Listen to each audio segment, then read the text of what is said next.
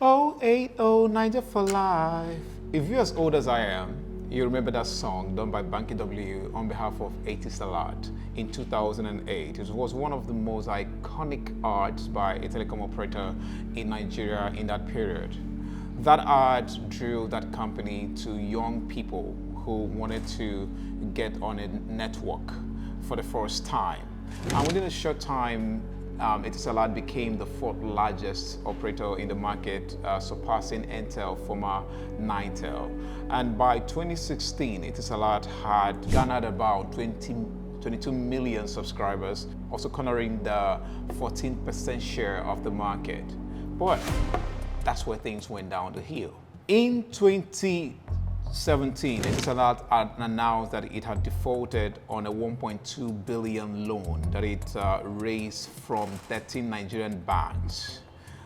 That loan was secured by Etisalat to expand its network operations and also to refinance a $650 million loan that it was paying before. However, I couldn't pay that loan because of the devaluation that had happened in 2015 that continued to affect the economies up until 2017. And because of that, it approached those banks and said, hey, look, let's renegotiate the terms of the loan, but the banks refused. Because of that, the company started making plans about raising more funding. However, it had issues with its board. There was issues around board structure. There was also the fact that Etisalat did not have the infrastructure to reach every corner of the country. And finally, another challenge that it had was also regulatory. If you recall, it was a period when MTN suffered a $5.1 billion fine from the NCC. That fine that was slammed on MTN also got many operators in the industry on edge and also fast-tracked the movement of Etisalat from Nigeria. And in February 2017, Etisalat then issued a directive to its Nigerian entity to say, hey, look, we want to take back our name. Don't forget, Etisalat was not a Nigerian name. It belonged to the UAE company. And within a month, they had to find a new name. The first name they settled for was 9mobile, but it was rejected. They later settled for 9mobile. Now, as 9mobile, things didn't get rosy immediately. Why? Because there was no funding anymore coming from a foreign investor. They now had to look for local funding to stabilize the company. Don't forget, the company was bleeding subscribers. The company also was not making enough revenue because in 2014, it had sold its base towers to IHS towers, and because of that, there was no lease money coming in from base towers. So its revenue streams were limited. Things continued to go downhill for the new entity, 9mobile, forcing the regulator, NCC, to come in to try to also find a solution for the company. The solution it came up with was to sell the company, and two bidders came up. There was Globacom, there was Teleology Holdings. Out of the two bids submitted, Teleology Holdings was deemed the preferable one. So Teleology secured 9mobile as his entity and moved on to also appoint a new CEO in the person of Adrian Woods.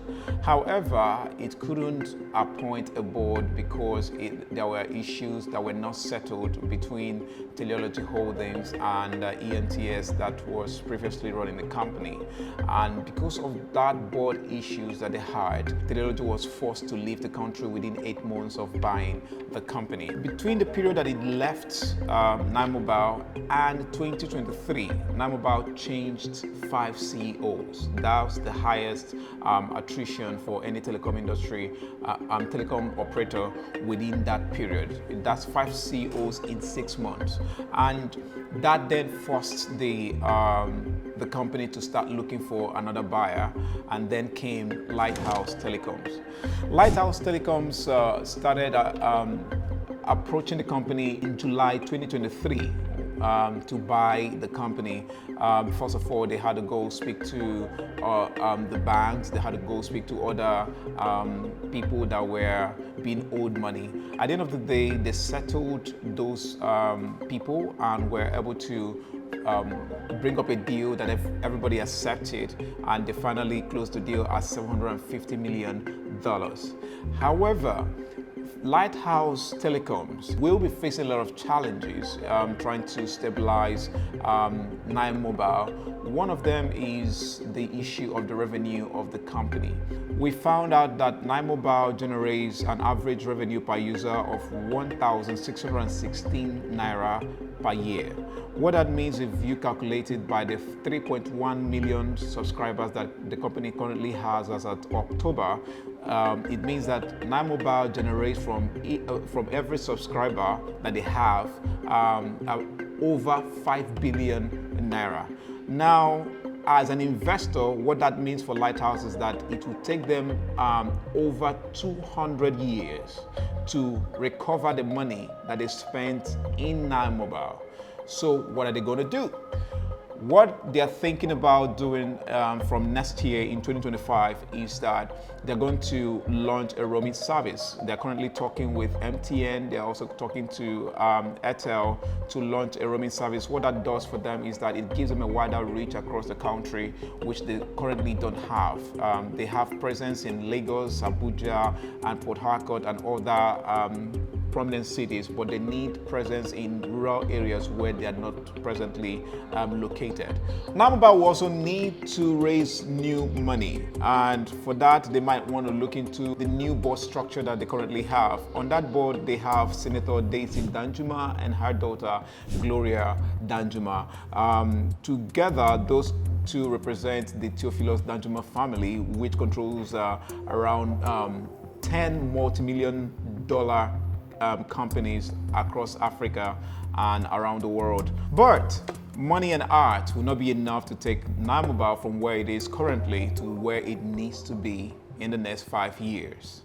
What it needs is a mix of corporate structure, a strong corporate structure, and also that innovative juice that got millions of young Nigerians talking from the beginning.